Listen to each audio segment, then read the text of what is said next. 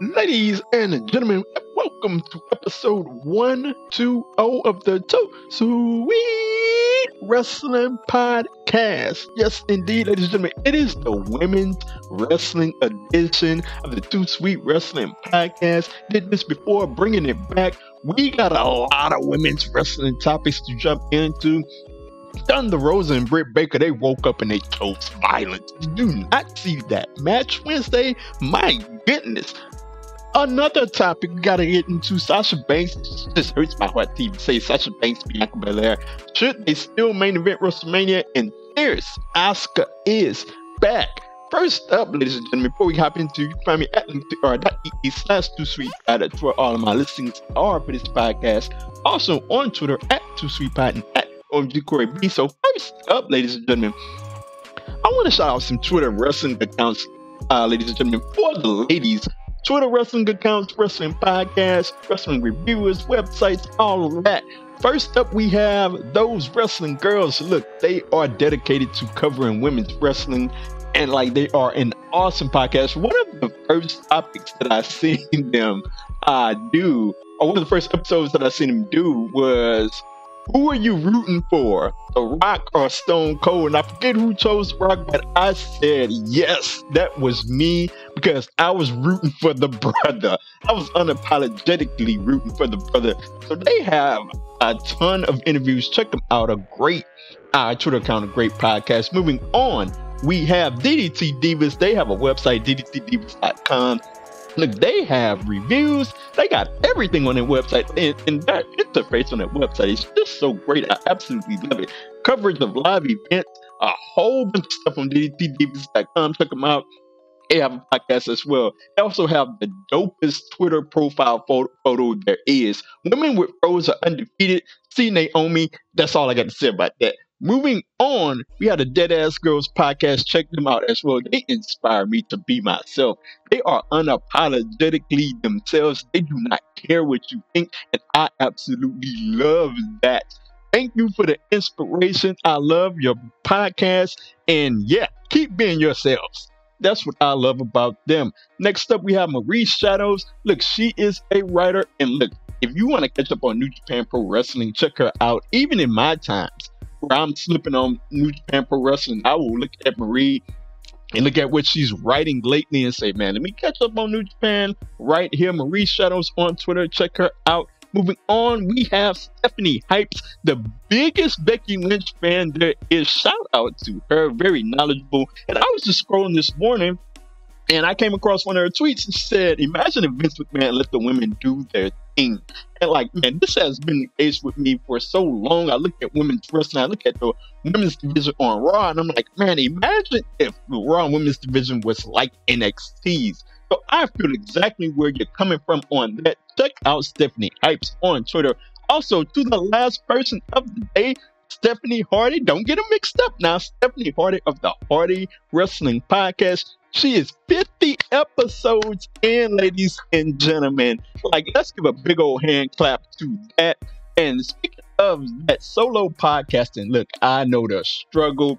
You have to be the play-by-play person and the color commentator with no breaks in between. So shout out. I know the struggle. I respect the struggle. Keep doing your thing. So those are some women wrestling accounts that you should check out if you're interested in, and plenty more that I couldn't call out. Check them all out, ladies and gentlemen. Just jump on my Twitter account. You see my followers. I'm following all of them. So moving on, ladies and gentlemen, to the first topic of the day.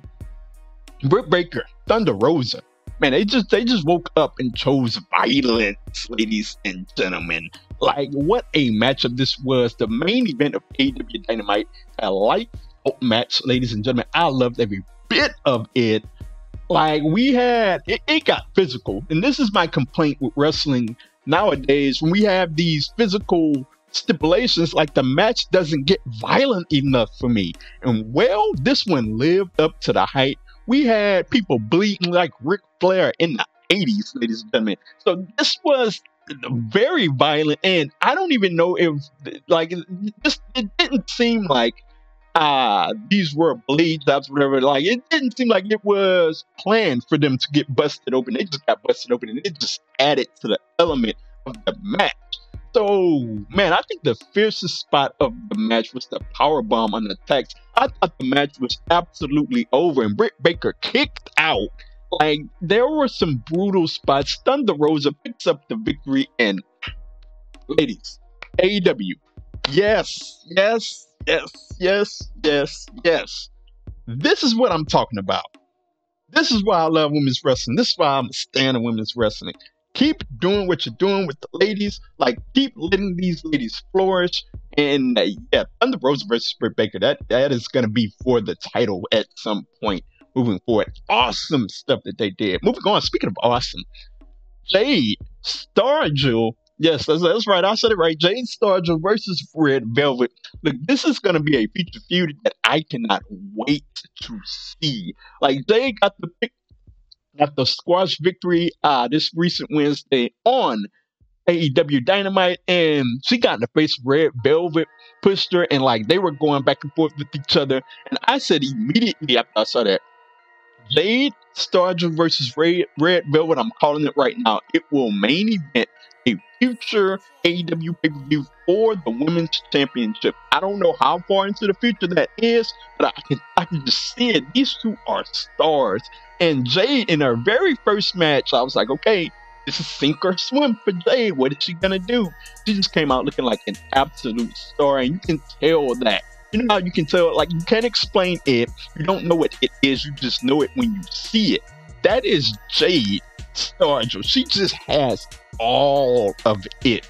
And she is going to be a star. Red Velvet, like, this is the classic heel versus face dynamic. And yes, I am all in on it. So Jade versus Red Velvet, it will be tremendous eventually when they do it. So speaking of things that could be tremendous, the Forbidden Door, New Japan, Impact, and AEW, like, I'm a little bit let down. Where are the women? Like, we're talking about the Forbidden Door has been broken open. The Forbidden Door has been torn down. Like, we gonna get some women involved in this? Like, I would like to see Fire and Flavor just pop up in AEW. I like to see Jordan Grace just pop up in AEW. I like to see Jade Stargill just pop up in Impact. Like, we have so many things that we can get at. The Impact Tag Team Champions can show up looking for a challenge for any two women in AEW. Like, what are we doing here? Like, we need the women for this Forbidden Door action, because like I've been a bit let down, because when it initially happened, when the whole thing with Don Callis and Kenny Omega went down, like, we seen that very next minute, everybody was calling out everybody from AEW and Impact, all the women, all the men, and I just went wild in my mind, in my imagination. I was like, man, they are really going to break open this thing. And they really haven't broken open this thing to the potential that it could be at. So, man, get the women involved, because yes, I want to see the women involved in all of this, because yeah, that is where the money is at, man. And yeah, they need to be in the Forbidden Door as well. Moving on, this just hurts my heart to even say. Should Bianca Belair and Sasha Banks still main event WrestleMania? Look, we have gone from Sasha Banks and Bianca Belair being the most interesting feud, the most interesting build, the most interesting match, to, well, at least they're going to be the best match at WrestleMania. So we got Reggie involved, and you're killing me, Petey. You're killing me, man. Like, what are we doing? Bianca Belair is taking losses and tag matches.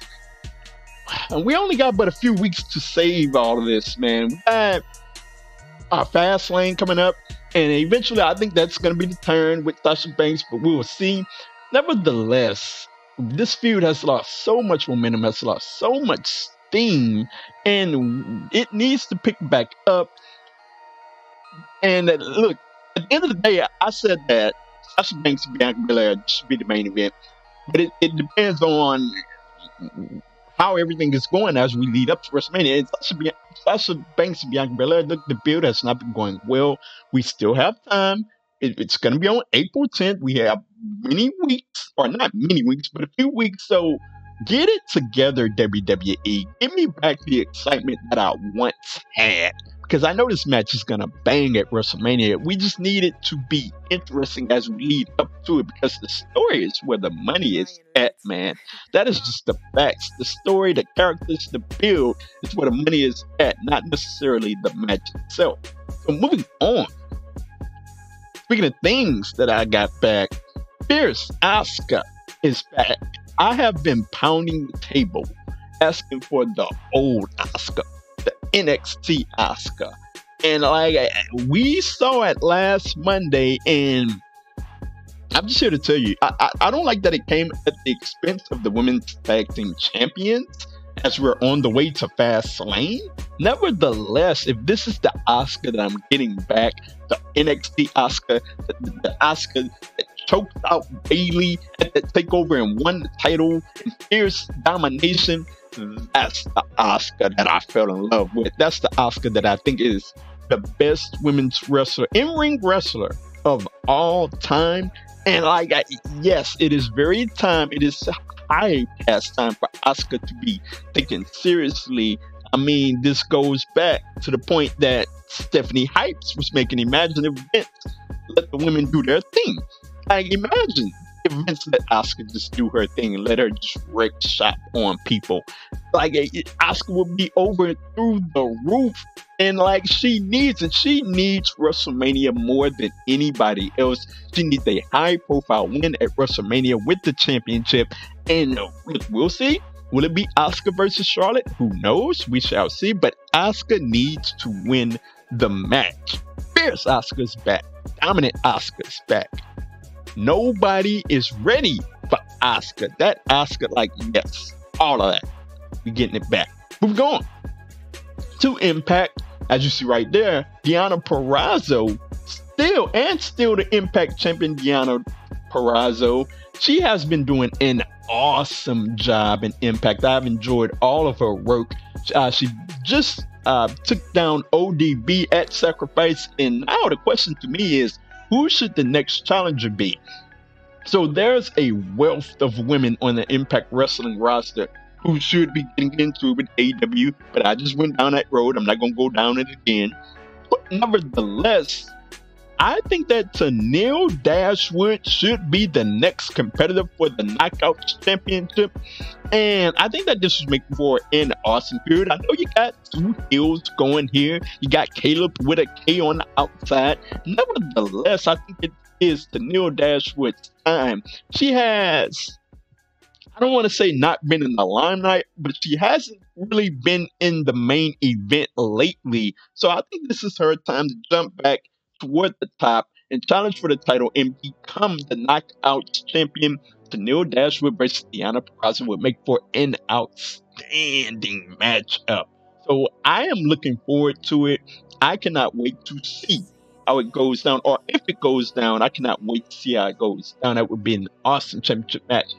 Speaking of awesome championship matches, Io Shirai versus Raquel Gonzalez. Look, Io Shirai just stepped up to Giant Gonzalez. Shout out to the SmackDown Raw podcast. Got me calling Raquel Gonzalez Giant Gonzalez. Nevertheless, she just stepped up to her. You just seen the picture right there. Stepped up to her and said, "I want you." Simple as that. No questions asked. And she came up to her and handed her the contract on this recent episode of NXT. So, like, okay, this is different. Normally, it's the challenger seeking out the champion. But now, we have the storyline that Io has run through everybody in the women's division. So now she wants Raquel Gonzalez, and she's coming to her. And I think that this is going to make for an excellent matchup. It really reminds me of Sting when I was a kid. Sting versus Vader. Vader could really move around for a big man, and Sting was obviously Sting. He would do all the work in the match. And this is what we have here. Io Shirai, one of the best in-ring women's workers of all time. You know what? If I had a list, I would probably have her number 2 behind Asuka. That's a list for another day that I would have to think about. I'm just doing that off the top of head. Nevertheless, Io versus Raquel Gonzalez. Raquel can really move in that ring. And you know what? As it stands here today, I'm going to say that Raquel Gonzalez is going to win the championship. Like, why not at this point? I think Io has done all that she could possibly do with the women's championship. At this point, the only thing that's left is to put someone over. So, yes, I think we're going to get an awesome match at that takeover. Raquel Gonzalez will pick up the victory. Moving on, ladies and gentlemen, Molly Holly will be inducted into the Hall of Fame. And first and foremost, you know what I got to say about that? It's about damn time. It's about damn time. Molly Holly should have been in the Hall of Fame. It's about time, man. It's like one of the more underappreciated women of that era. Molly Holly was a hell of a worker, man. She should have been in the Hall of Fame. Nevertheless, ladies and gentlemen, Molly Holly more than deserving to be in that Hall of Fame. And she seems like, I mean, I don't know Molly Holly personally, but she seems like an incredibly humble person. And I enjoyed that. Like, as I've gotten older in life, I've become to appreciate the person behind the wrestler more so than the wrestler themselves. And Molly Holly seems like an incredibly humble and an incredibly great person. So I'm happy for her. The clip with her in the Hurricane Helms, being the one to give her the news, that was an awesome moment, an awesome clip. And yeah, man, just congratulations to Molly Holly. And yeah, I'm very excited about that. Moving on, speaking of things that I am very excited about, ladies and gentlemen, Smiley Kylie Ray is coming back, ladies and gentlemen, and I could not be any more happy for her, ladies and gentlemen. She is coming back. Warrior Wrestling announced that she would be coming back in June. And you know what? She stepped away from wrestling. She retired from wrestling. And you know what? I wish her the best. And it's great to see that she is back. She will be defending her championship in Warrior Wrestling in June. An opponent has not been announced yet. But I'm extremely happy for Kylie Ray. We shall see how it turns out. Will she stay in Warrior Wrestling? Will she move on to another promotion? I don't know at this moment. But nevertheless, I am very excited to see that she will be back once again doing her thing, entertaining fans, and I cannot wait, man. I'm very, very excited for that. Moving on, ladies and gentlemen, I just want to say that, man, I am a complete stan for women's wrestling. Like, I have never seen anything like it in my lifetime. Like, when I was a kid, the women were, the few women that we got to see were the valets and the managers. And like, there was nothing totally wrong with that. Sister Sherry was outstanding at her job. There was nothing totally wrong with that. But the in-ring work, like, the ladies never really got no shine like that when I was a kid. Now I look here and I look at this era, and it is one of the greatest things that I've seen as a wrestling fan. Like, pretty much all of these ladies can go inside the ring. They are putting on 3, 4, 5-star matches, man. And like, you look at Thunder Rosa and Britt Baker, it's one of the best matches in AEW history. And like, left and right, you look at the NXT women's division. As good a NXT women's division as there's ever been. You know what? I'm going to stop short right there. It is the best that the NXT women's division has ever been in this last year or two or so. They are doing outstanding things. The Knockouts tag titles are back in Impact. Impact is doing some amazing things. And you just look across the board. Just women shining everywhere, man. You got Sasha Banks and Bianca Belair. They're going to main event WrestleMania. And like, just what I like is that there's going to be a whole generation of girls that is not going to know that women were marginalized at one point. Their whole wrestling life is going to be that, hey, women were main eventing the first time I started watching wrestling. So I enjoyed that. And it's going to inspire a whole lot of girls to jump into wrestling. And it is an awesome thing. I love me some women's wrestling. If I haven't made it clear enough on Twitter, in my tweets, in my videos, in my podcasts, and huge fan of women's wrestling. So like we're in a tremendous pace, and yeah, man, I cannot wait to see how it further goes. And yeah, huge fan of women's wrestling, a huge stan, as the kids say these days, of women's wrestling. So that is it, ladies and gentlemen. I did not want to hold you very long. Women's wrestling, love it. Check it out. Check out all of those Twitter accounts as well. Those Wrestling Girls, Deadass Podcast, DDT Divas, Marie Shadows, Stephanie Hype, Stephanie Hardy. Check them all out. Hardy Wrestling Podcast. Check them out. They do awesome things, and yeah, I love them, and I love everything that they bring to wrestling and all of their knowledge to women's wrestling. Absolutely love it. Ladies and gentlemen, you can find me on Twitter at 2SweetPod and at OMG Corey.